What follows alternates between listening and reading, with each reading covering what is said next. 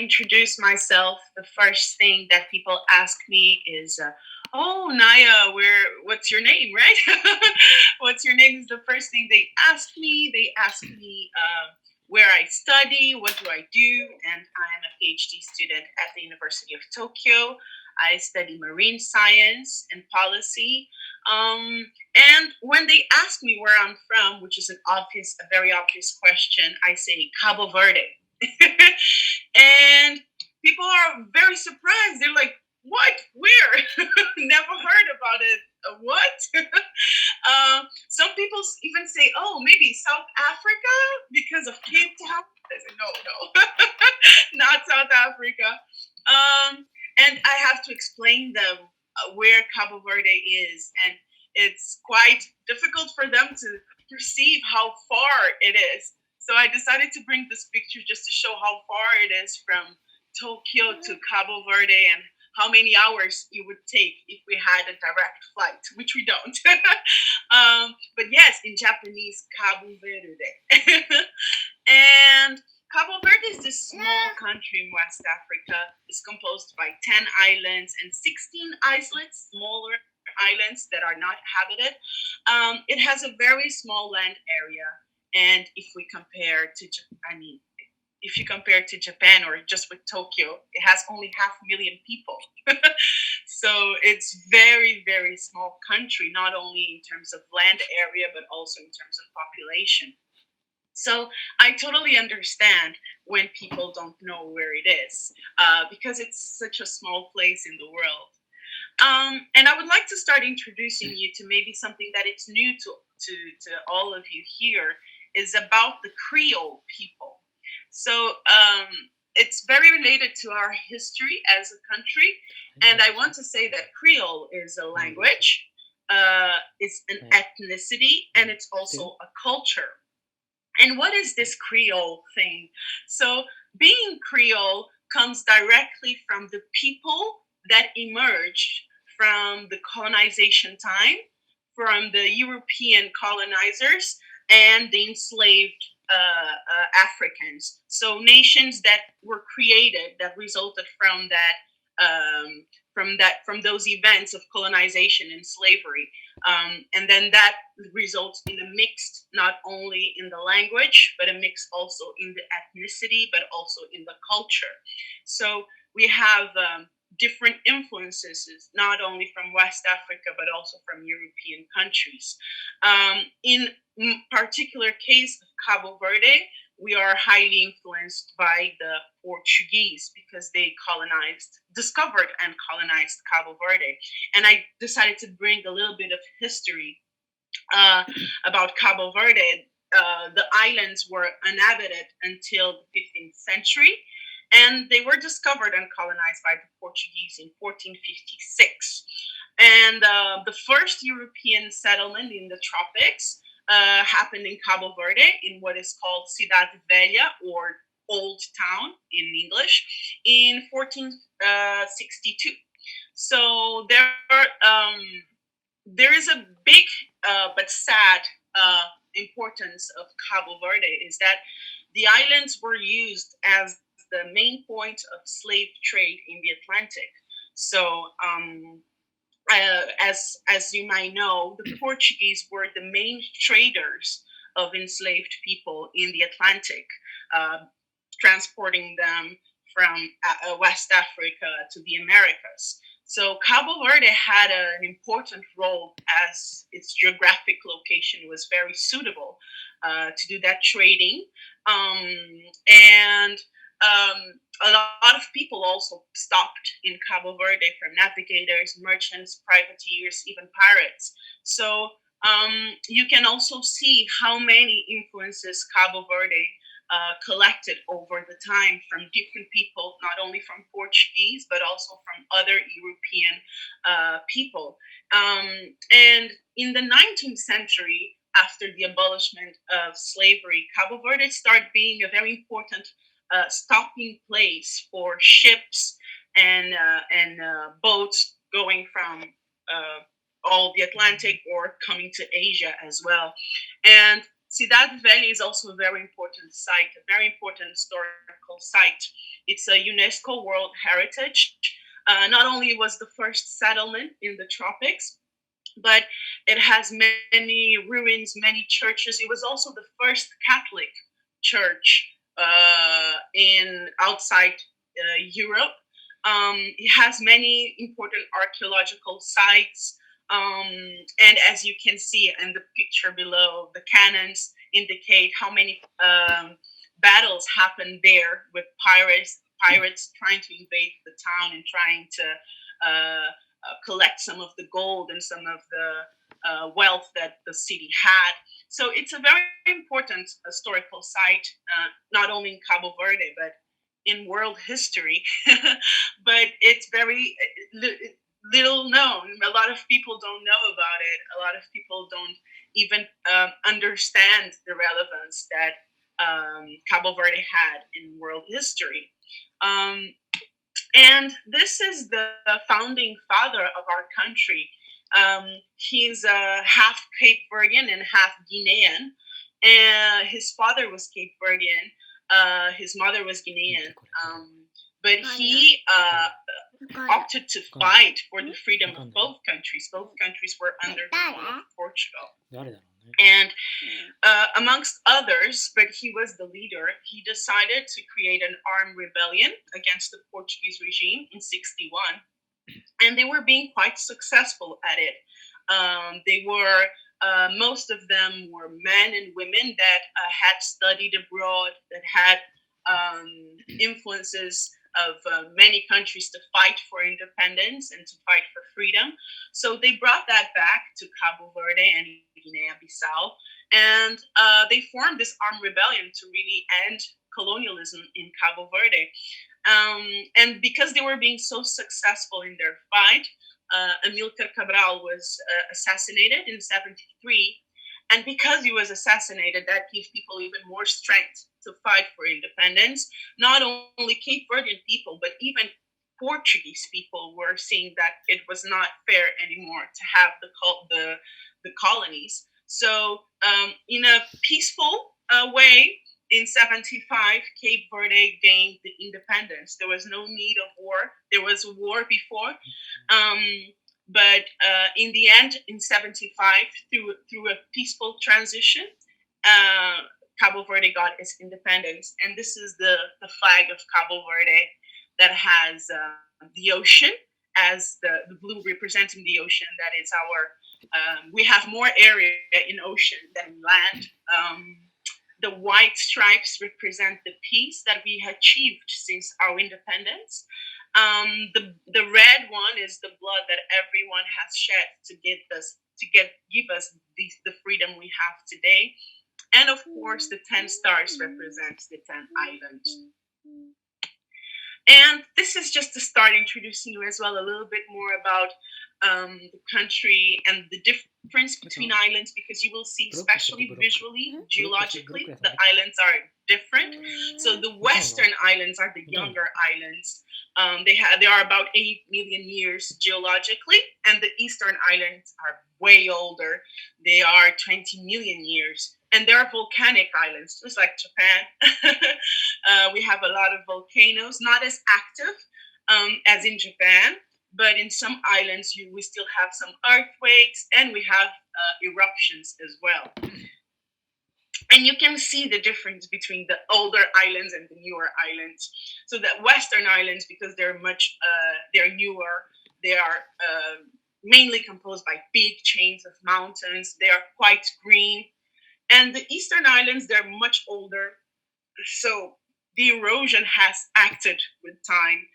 And they are also closer to the desert of Sahara in West Africa. So they suffer a lot of influences from the desert of Sahara. So you can see they're more flat, a lot of sand, white sand, dunes. So they are quite contrasting. A lot of people wouldn't say these are the same countries.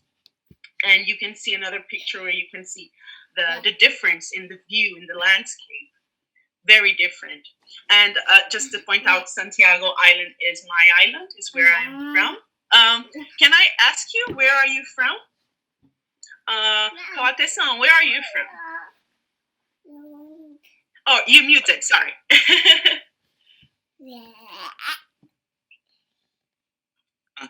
Me? Yes. Where are you from in Japan?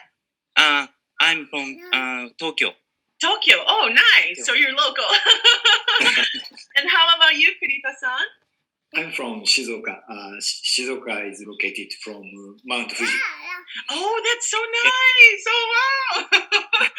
Wow, that's a beautiful. I want to visit the area because I always heard it's really nice to go not only to see Mount Fuji, but there's also a lot of good onsens around there, right? Yeah, indeed. Yes, I love onsens.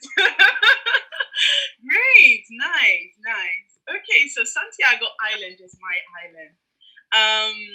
And this is the capital, which is also my hometown. It's called Praia. About half of the population of Cabo Verde lives in Praia. So it's highly populated. There's a lot of density of population. Most of the business and the trades happen in Praia. So if you go to the other islands, you have less population, but also you have more nature and more things to explore. But I like my hometown. It's a big city. It's not like Tokyo big, but it's a big city for Cabo Verde. There's always a lot of events, a lot of things to do. And one of the things we do in Cabo Verde, we like to go eat out. And most restaurants have live music. It's almost a tradition. Every restaurant, especially for dinner, will have live music, which is something that we like a lot. We are very musical. How about you, Kurita-san? What do you usually do in your free time?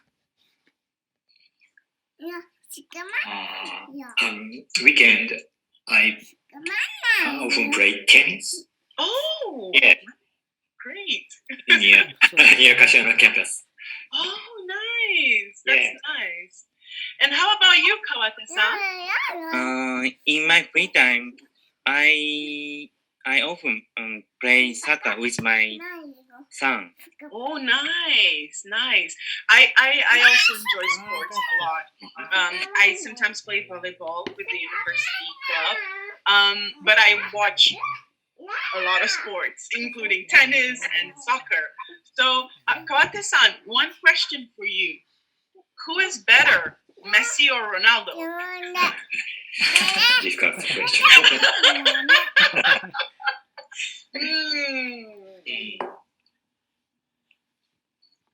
Messi?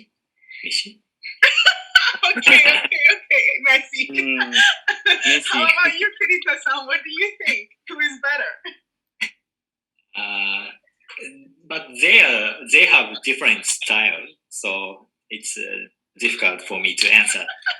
Very, very polite, very diplomatic. Okay. No, the truth is they are both great players, but I would be Team Messi. But I acknowledge that Ronaldo is also a very, very good player. So we are just lucky, I guess, to have both of them in our time. Okay, so yes, this is my hometown. Talking just very superficial about politics. Since we had our independence about 20 years later, we installed a full democracy. We had we didn't have a dictatorship, but for 20 years, we only had one party. But the full democracy was installed 20 years later in the 90s, after the independence.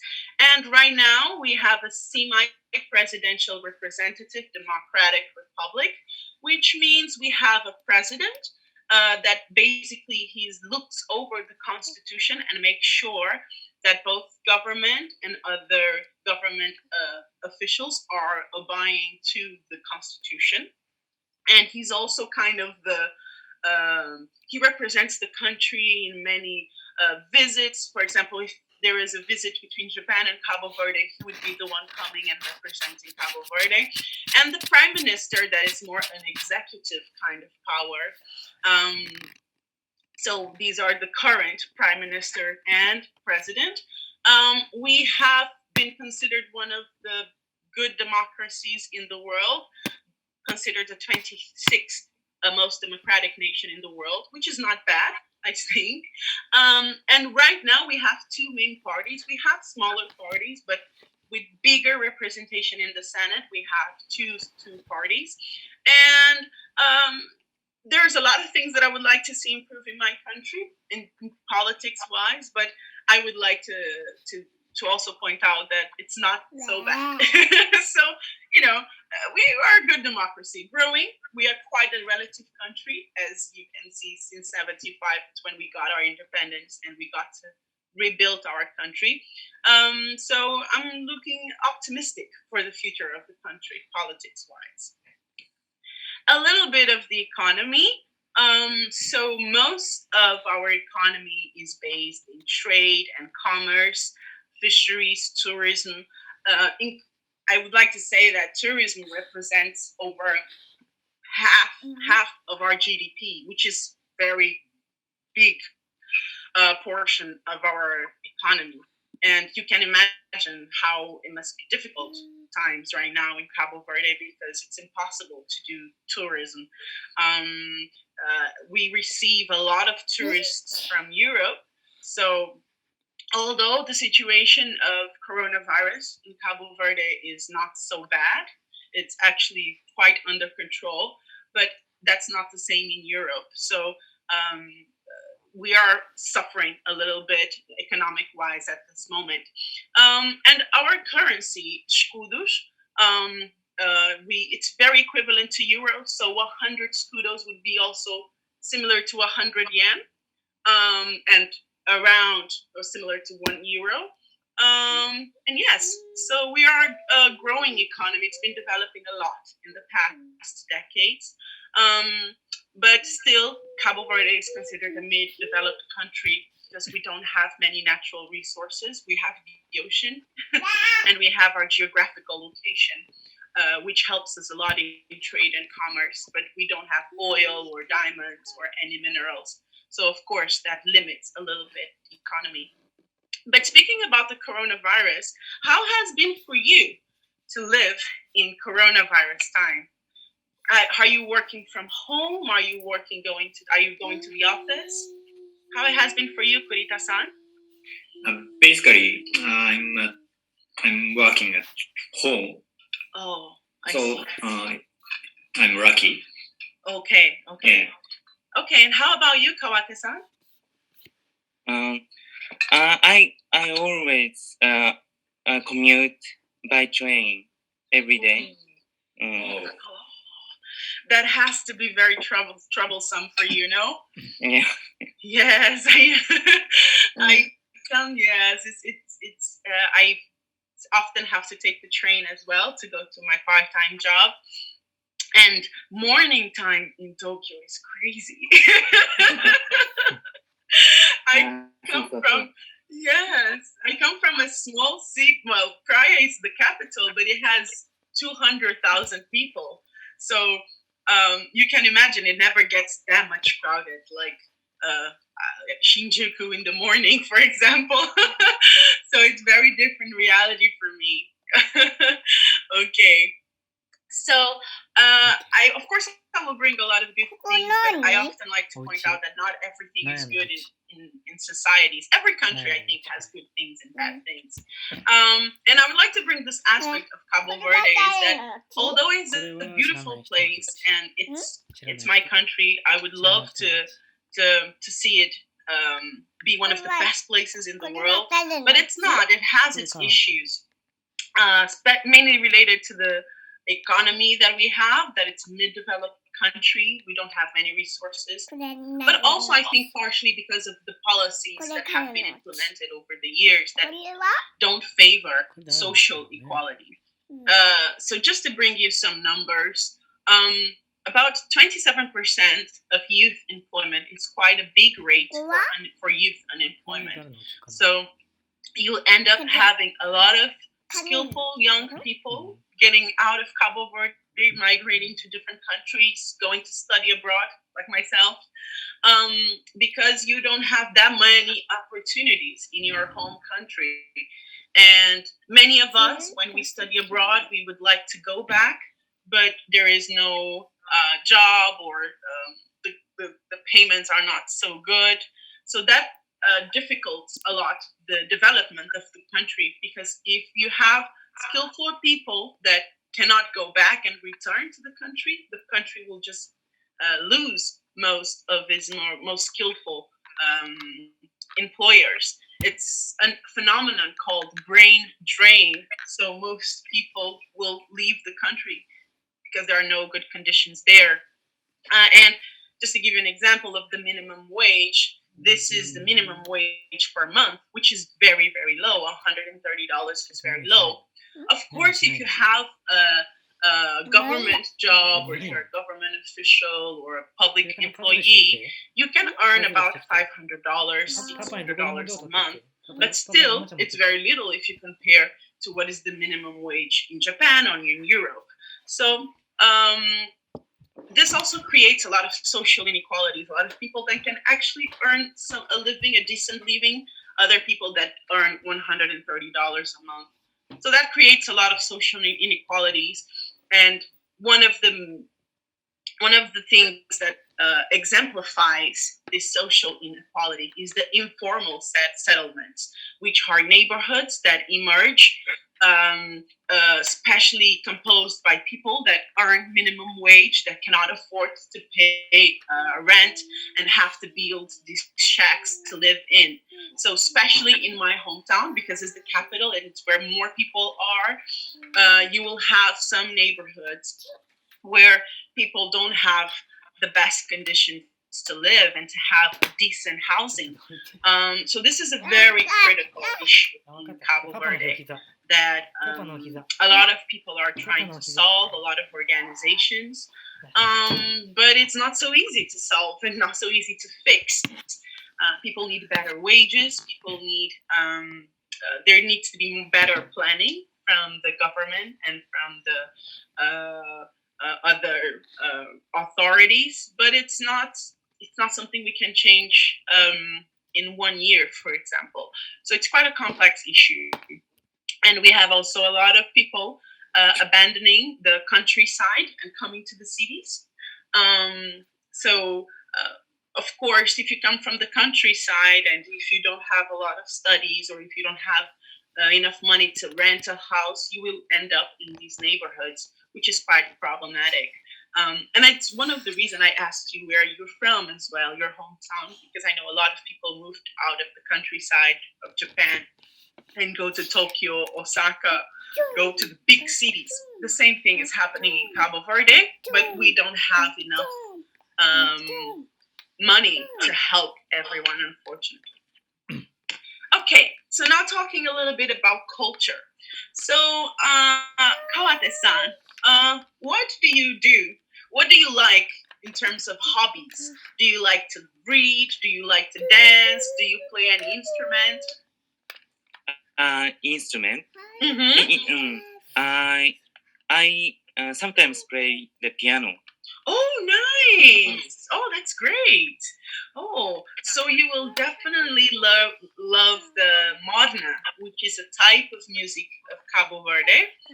Cesaria Evra is the singer. She has passed away, but Modena has a big part of piano. It's mainly piano and guitar. And some violin as well. So I would invite you to discover Modena if you like playing the piano. If you go on YouTube and you put Modena, Cabo Verde, you will find many good music. So please research about it. And how about you, Kirita-san? Oh, I just started to play guitar. Oh, nice. Okay. Yeah. When I was a student, I played saxophone. Oh, that's great. Oh, so you must like jazz. Yes. Oh, nice. Oh, my favorite jazz singer is Billie Holiday. I don't know if you know her. Yeah.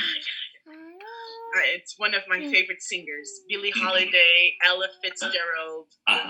Yeah, old times. Oh, nice. So yes, to both of you, I would definitely invite you to search a little bit about Magna, about Cesaria Evora. She's quite of an iconic name of Cabo Verde culture. But we have other aspects of our culture that are worth mentioning as well. Batuk is one of the most traditional forms of expression for women in Cabo Verde. It's basically a semicircle where you have women creating drum rhythms in their laps, and they will sing about the society, about what's around them in a very critical and ironic way. It's almost like a way of satire about the society. And I mentioned it because for many, many years, for decades, it was a forbidden form of art. It was forbidden to do batuque because, of course, we were under Portuguese rule, and it was a way to instigate rebellion and to instigate criticism and fight against the system. So that's why I think it's important to always remember and always talk about batuque. Beleza, the gentleman on the right, he's one of the greatest writers and music composers of Cabo Verde. Most Marna has been composed by him. He has many, many poems. And poetry is also a big part of our culture. We have some awarded writers, and in every school and throughout the years, you will learn different poetries from different authors. And I think as a language, our language, Creole, is very poetic. And although we also speak Portuguese, because of course the colonial history, we also speak Portuguese. Our mother language is Creole. And we always say that you cannot express your feelings in Portuguese. We have to express them in Creole. So for us, Creole is an instrument of communication, but also of expression of feelings. Another important aspect of our culture, we have many festivals in Cabo Verde, different festivals. Mindalat is an international theater festival, but we also have the Creole Jazz Festival for you, Kurita-san. Yes, it's a big international jazz festival. Of course, now with coronavirus, it's happening only online, which is good. You might be able to join. But I would appreciate if you would actually go to Cabo Verde because it's a 1-week event of pure jazz, and you have jazz artists coming from all over the world. One of the best names of jazz will be there, and at a very reasonable price. So the idea is to bring people from different backgrounds to enjoy and appreciate jazz. World quality jazz. So I would definitely invite you to go to Cabo Verde, both of you. If you like music, if you like nice festivals of music, of theater, of cinema, we have good cultural festivals in Cabo Verde. And has a colonial heritage from the Portuguese. More than 90% of Cape Verdeans are Catholic. So you will find a Catholic church in every street.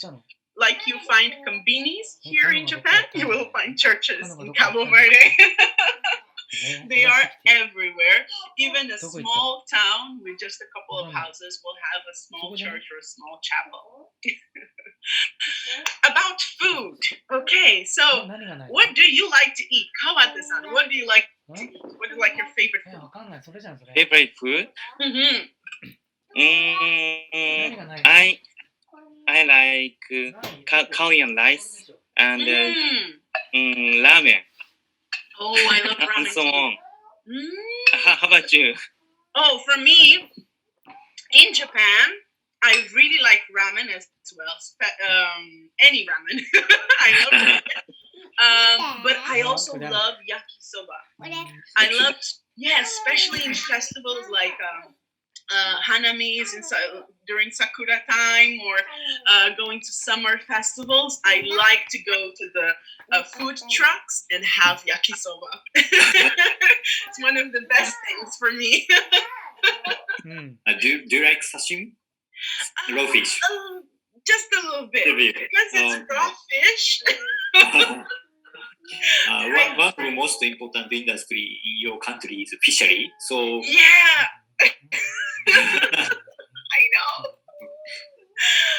I know. Do you like fish? I love fish. In Cabo Verde, we eat fish every day. Almost every day.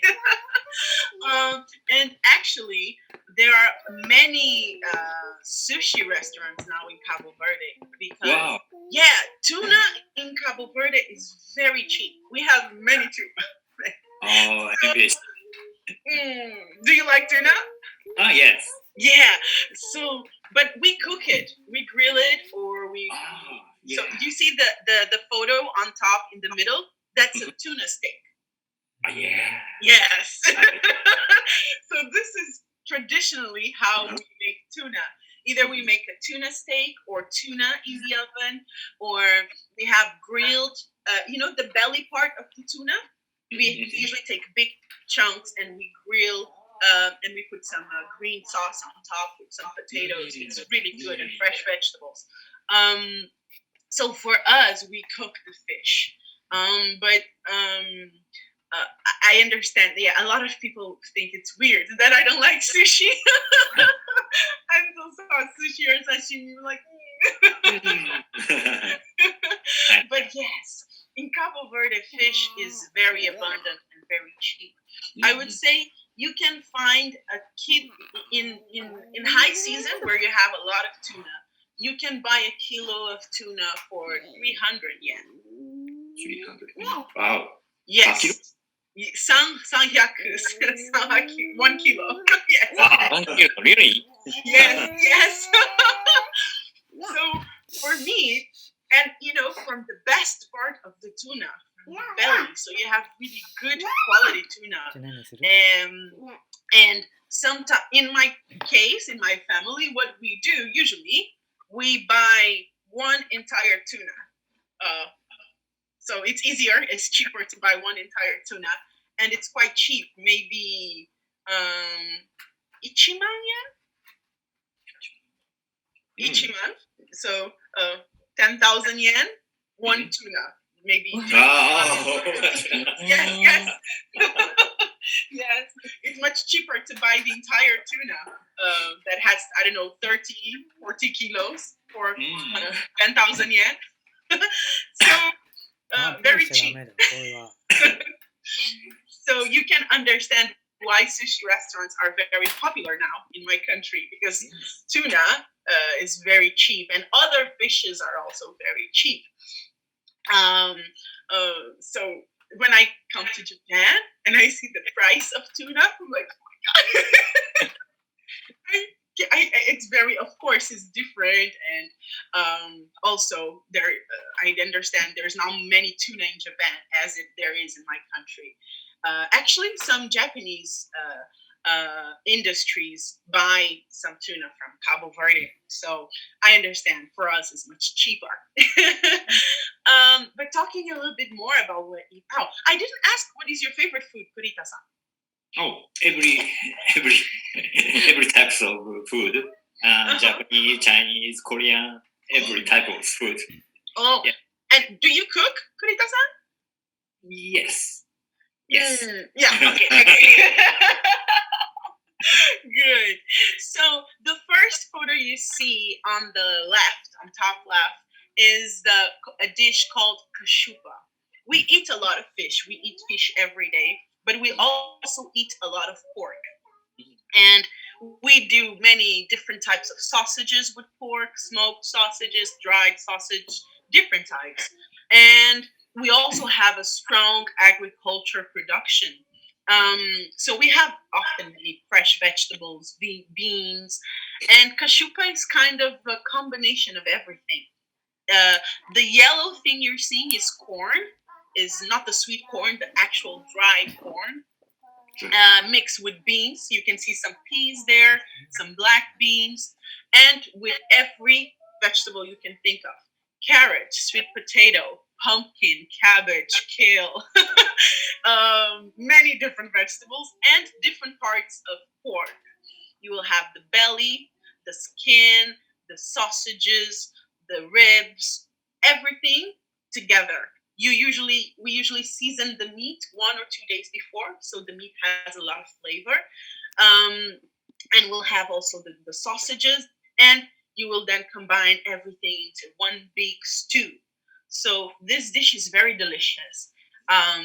Of course, we cannot do it every day. Not only it costs a lot, but it takes a lot of time to prepare. So usually it's a weekend dish. And it's very, very delicious. And once you eat it, if you eat it for lunch, you cannot have dinner because it's so so much food and it's so heavy. So for me, I miss it. I ate it only once here in Japan. I gathered with some friends and we did a whole event preparing everything. It's not so easy to do, but it's worth eating. So if you go to Cabo Verde, please try Kashupa. And I brought also mangoes. Mangoes for us are divine and sacred. Whenever is the mango season, we make sure we eat mango for breakfast, for lunch, for dinner. We make mango juice, mango ice cream, mango pies, mango jam. Oh, mango. Okay. Really? Do you like mango? Yes. Oh, I can imagine. It's so cheap. I can buy 6-7 mangoes for 100 yen for the big ones. So, fruits are very cheap in Cabo Verde. Our breakfasts are composed by a papaya, banana, and if it's mango season, mango or orange, apple, and then we have a little bit of bread, coffee and milk, maybe a little bit of yogurt, but the main component of our breakfast are fruits.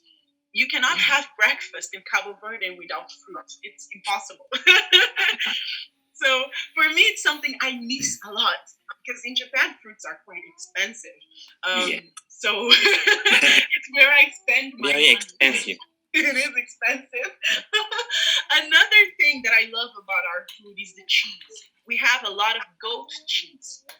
And each island has its own cheese because, of course, the way they raise the goats in each island, it's a little bit different, and the kind of food they eat in each island is different, and the way they prepare the cheese is slightly different. So you will have different flavors, different textures of goat cheese in each island. And it's very cheap as well. Again, the food is very cheap. So I love cheese and I love goat cheese. We also have a great wine production, especially in the high mountain islands. There's a lot of good wine production. This wine is quite expensive because it's still done in the traditional way. Even all the processing is very manual. So it's quite expensive and rare. So a lot of people look for this type of wine whenever I travel. Oh, please bring me a bottle of wine. And I try. We also have a great coffee production. So do you drink coffee, Kawate-san, Kurita-san? Yes, I always drink coffee. Every day? Every day. Oh my God. How about you, Kurita-san, as well? Yes, every day. I also addicted. Addicted? Yeah. For me, I have very low tolerance to coffee. I get very anxious and I feel sick if I drink coffee. So I feel bad because I come from a country that has very good coffee. Even Starbucks has a selection of Cabo Verde coffee. I don't think it's available here in Japan, but I think in Amazon maybe you might find Cape Verdean coffee from Starbucks. It's like a selection, like limited edition selection, because again, very traditional. So yes, so food is a very important part of our culture as well. And Another thing that it's also related to my studies are marine biodiversity. So I study marine science and policies. I've worked with sea turtles and seabirds, but Cabo Verde has a huge diversity in terms of marine life. In Cabo Verde alone, we can find over 60 species of sharks. So it's the marine life. It's quite important for us, not only for conservation but also for fisheries. And I would like just to do a brief introduction of my beach, the place that when I was in Cabo Verde, I used to go every weekend. It's called Cabra Canela.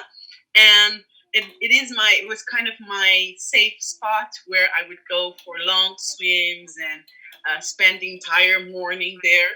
And this is in the city center. So this is something that I miss about Cabo Verde. The beach is very close. In Japan, I need to go maybe 2 hours to the coastline.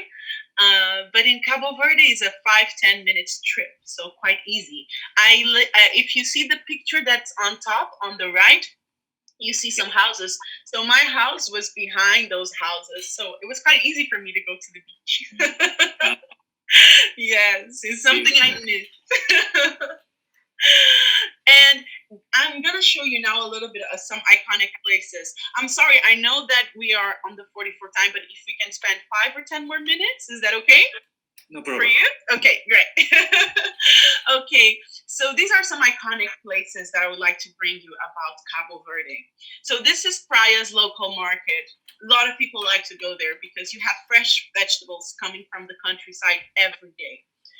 Because the islands are so small, you can have that luxury of having fresh vegetables every day.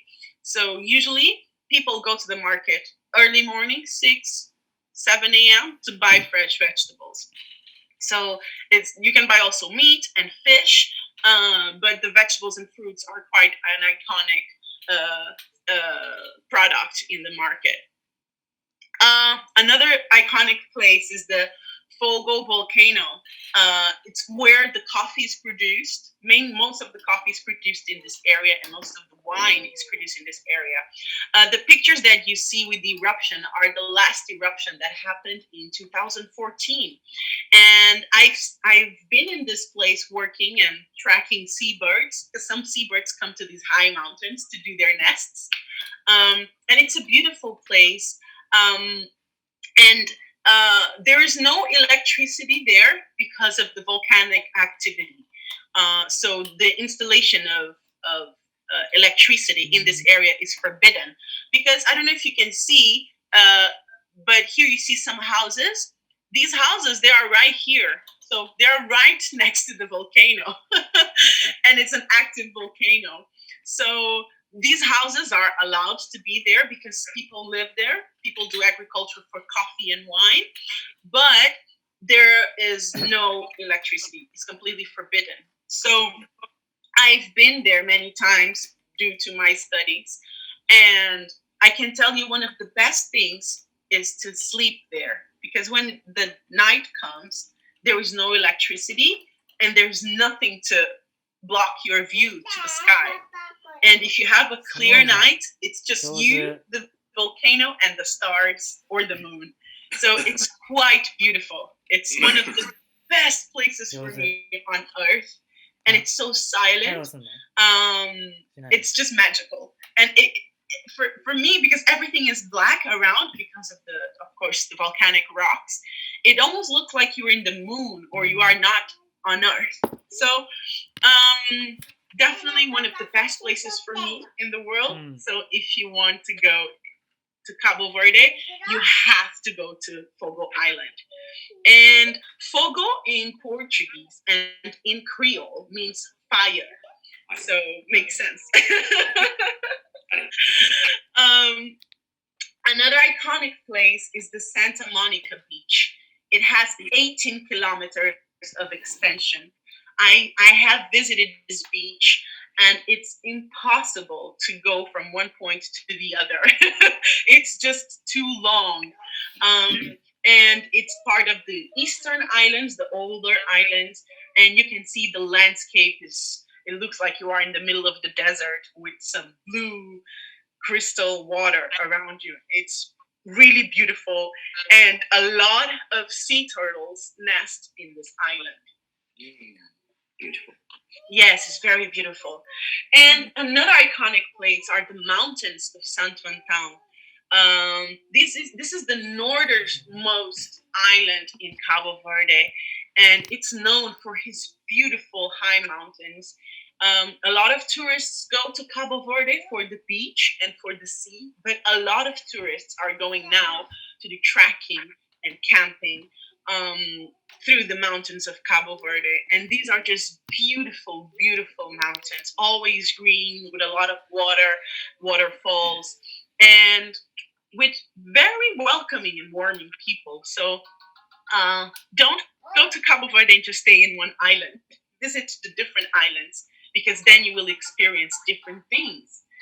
Another place that is also iconic, where the theater festival happens, is the downtown Mindelo. For people that like architecture and like to study a little bit of history through architecture, you can see a lot of Portuguese architecture and urban style in Cabo Verde. So it's quite a beautiful place to visit as well.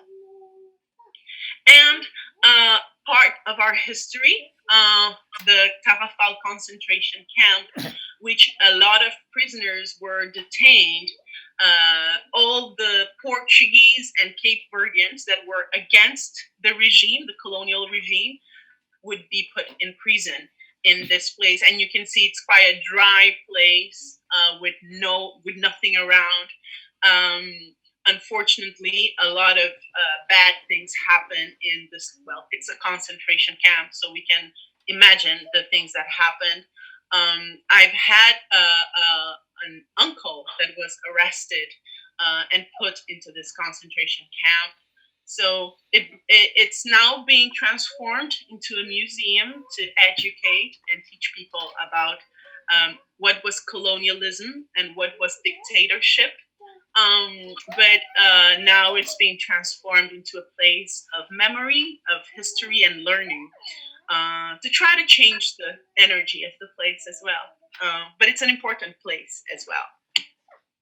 And of course, Sao Island is the most known island, I think, in Cabo Verde, because it has amazing beaches, amazing places, and a lot of marine life. So Sao has great diving points, many cages, a lot of places where you can dive with sharks, or you can see sea turtles. So a lot of people go there for diving. A lot of people go there for kite surfing, windsurfing, surf, bodyboard, a lot of water sports, right? And here down in the picture below is the salt production site, the saline of Sao Island. Sal means salt in Portuguese. And this place is very iconic. People go there for hiking, to bathe in the small ponds that are created there and that have a lot of salt density, so you're always floating. So a lot of people go to do therapy there. So it's quite a beautiful place to visit as well. So every time you search for Cabo Verde, Sao Island pops up as the most iconic and tourism site. So yes, so this was my presentation about Cabo Verde. I felt like there's so many other things to say, but maybe we can have another opportunity and we can share more.